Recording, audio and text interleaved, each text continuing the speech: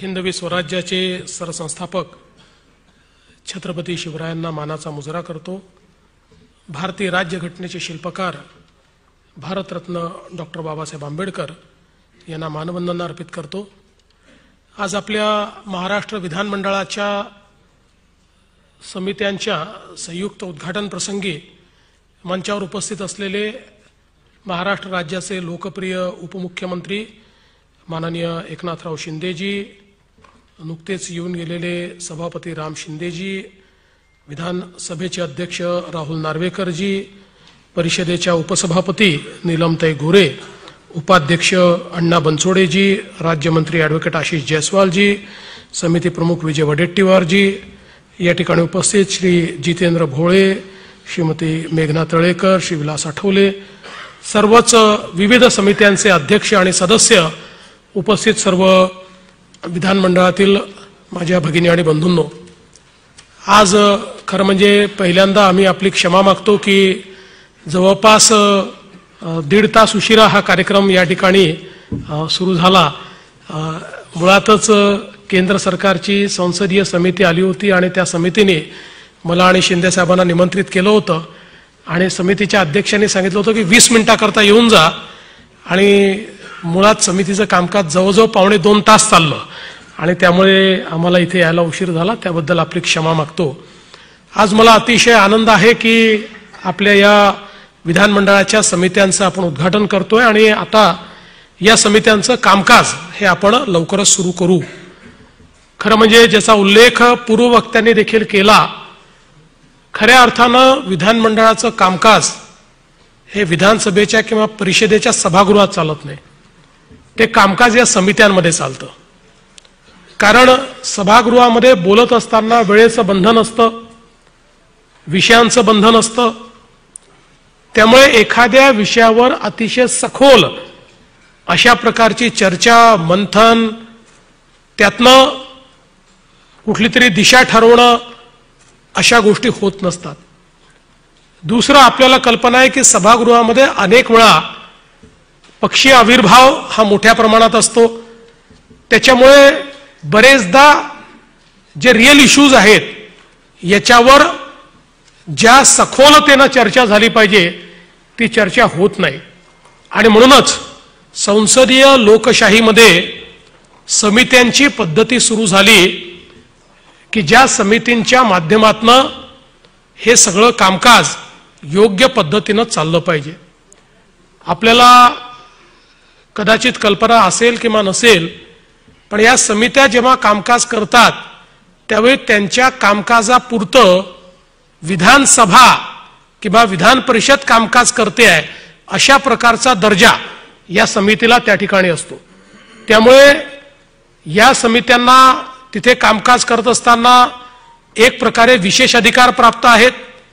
या समितीच्या कामाचं सगळं जे काही अहवाल आहे तो अहवाल ठेवला जातो, याचे रोजचे प्रोसिडिंग्स जे आहेत ते प्रोसिडिंग्स लिहिले जातात, त्या प्रोसिडिंग प्रमाणे तयार होणारे अहवाल याच्यावर विभागाला कारवाई करावी लागते, हे अहवाल विधानमंडळामध्ये त्या ठिकाणी प्रस्तुत होतात। आणि म्हणूनच प्रत्येक समिती एक मिनी विधानमंडळ आहे। विधानमंडळाचं सूक्ष्म रूप म्हणून या समित्यांकडे पाहिलं जातं आणि म्हणून पहिल्यांदा तर आपण हे लक्षात घेतलं पाहिजे की समितीमध्ये काम करायची संधी मिळणं म्हणजे एक मोठी जबाबदारी ही आपल्याला या ठिकाणी प्राप्त झालेली आहे, हे आपण सगळ्यांनी लक्षात घेतलं पाहिजे। मी माझ्या संसदीय किंवा विधानमंडळाच्या कामकाजामध्ये अनेक समित्यांवर काम केलं आणि मला जर विचाराल तर शासन प्रशासन समजून घेण्याकरता समित्यांपेक्षा उत्तम अशा प्रकारची व्यवस्था नाही। आणि एक तुम्हाला माहिती असेल तरी सिक्रेट सांगतो की समितीमध्ये जो उत्तम काम करतो सगळे अधिकारी हे त्याला सन्मान देतात, त्याला त्याची कामं जी आहेत ही लवकर होतात, त्याची कामं कुठे अडत नाही, म्हणजे नुसती चिडचिड करून चालत नाहीत। त्यांना जेव्हा लक्षात येतं की या व्यक्तीला कल्पना आहे, यांनी अभ्यास केलेला आहे आणि हा अभ्यासपूर्ण आम्हाला प्रश्न विचारतो आहे, त्यावेळी निश्चितपणे एक आपलं वेगळी प्रतिमा ही या कमिटींच्या माध्यमातून तयार होते। आणि आपल्याला माहिती आहे प्रत्येक कमिटीचा आपला एक रोल आहे, कुठलीच कमिटी लहान किंवा मोठी नाही। आपण लक्षात घ्या, कुठल्याही समितीमध्ये आपण परिवर्तन घडवू शकतो, कुठल्याही समितीत आपण इम्पॅक्ट करू शकतो। आज आपण बघतोय या ठिकाणी लोकलेखा समिती समजा असेल, ही एक महत्त्वाची समिती मानली जाते। साधारणपणे विरोधी पक्षाचा नेता किंवा विरोधी पक्षातला प्रमुख व्यक्ती हा लोकलेखा समितीचा अध्यक्ष असतो। लोकलेखा समितीचं काम काय आहे तर आपल्याला माहिती आहे की आपण सगळे सीएजीचे रिपोर्ट्स हे विधानमंडळापुढे मांडतो आणि जे सीएजीने ऑडिट पॅराग्राफ काढलेले आहेत, जे त्यांनी निरीक्षण केलेले आहेत, ज्या प्रकारे सीएजीने त्या ठिकाणी ताशेरे ओढलेले आहेत, त्या प्रत्येक ताशेऱ्यावर ही लोकलेखा समिती त्या त्या विभागातल्या सचिवांना बोलवते आणि हे का घडलं हे आम्हाला सांगा, याच्याकरता कोण जबाबदार आहे हे आम्हाला सांगा। अशा प्रकारे त्या ठिकाणी त्याचं पोस्टमार्टम होतं आणि त्यातनं म्हणजे बाबा नुसता सीएजीचा पॅराग्राफ आला, 2 दिवस पेपरला छापलं, इतक्यापुरते मर्यादित नसतं, तर ते लॉजिकल एंडला नेऊन त्याच्यावरच्या शिफारसी विधानसभेमध्ये मांडण्याचं काम हे लोकलेखा समिती करत असते।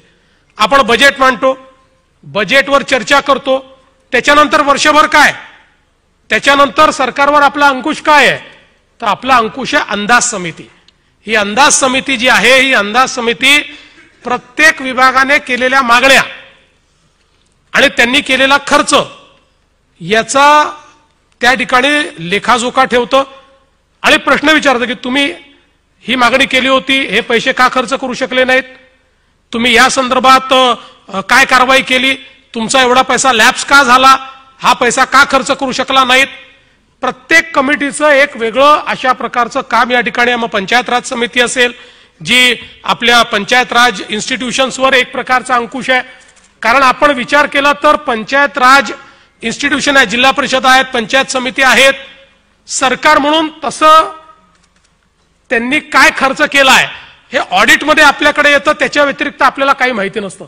पण ही समिती एक प्रकारे त्यांचं पूर्ण डिसेक्शन त्या ठिकाणी करते आणि त्यातनं आपल्याला माहिती आहे की पंचायत राज समिती एखाद्या जिल्हा परिषदेत गेली तर तिथे दाणादाण होते की आता आपण केलेली जी काही या ठिकाणी अनियमितता आहे ही अनियमितता बाहेर येईल आणि त्यातनं बऱ्याच गोष्टी सुधारल्या जातात। विनंती अर्ज समितीसारखी समिती आहे। खरं म्हणजे मी ज्यावेळेस पहिल्यांदा निवडून आलो आणि निवडून आल्यानंतर समित्यांचा अभ्यास करताना माझ्या लक्षात आलं की विनंती अर्ज समिती अत्यंत महत्त्वाची आहे आणि त्यापूर्वी अनेक दिवस त्या समितीला कामकाजच नव्हतं। त्यामुळे पहिला विनंती अर्ज मी त्याच्यामध्ये टाकला आणि तो विनंती अर्ज असा होता की नागपूरमध्ये जे काही पोलिसांचे क्वार्टर्स होते हे इंग्रजांच्या काळातले होते, त्यामुळे त्याच्यामध्ये बाथरूम नव्हतं, महिलांना टॉवेल बांधून किंवा साडी बांधून आंघोळ करावी लागायची आमच्या पोलिसांच्या।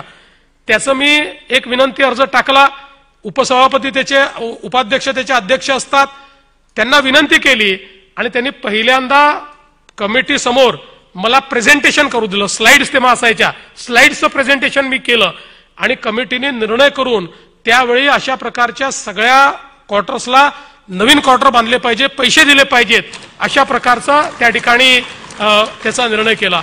किंवा याच विनंती अर्ज समितीमध्ये मी एक विनंती अर्ज केला होता की झोपडपट्टीमध्ये राहणाऱ्या लोकांना मालकी हक्काचे पट्टे मिळाले पाहिजे आणि त्याचा पाठपुरावा करून त्या विनंती अर्ज समितीच्या रिपोर्टवर पहिल्यांदा महाराष्ट्र सरकारने एक सुस्पष्ट असा GR काढला आणि झोपडपट्टीतल्या लोकांना मालकी हक्काचे पट्टे मिळाले। मला अजूनही आठवतं की वर्षानुवर्ष नॉन क्रिमी लेअरची ओबीसीची मर्यादा 1 लाख रुपये होती। मी समितीचा उपयोग करून समितीच्या माध्यमातून रिपोर्ट आणला आणि ती 1 लाखावरनं 2.5 लाख केली, जी आज 8 लाख रुपये आहे।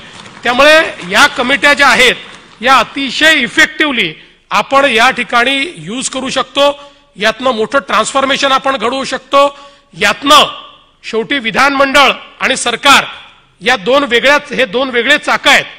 विधानमंडळ जे आहे हे सरकारवर अंकुश ठेवण्याकरता आहे, सरकार कुठल्याही परिस्थितीत अनिर्बद्ध नाही वागलं पाहिजे याकरता हे विधानमंडळ आहे आणि या समित्या म्हणजे या संपूर्ण प्रशासनावरचा अंकुश आहे आणि म्हणूनच या समितीचं महत्त्व आपण समजून घेतलं पाहिजे।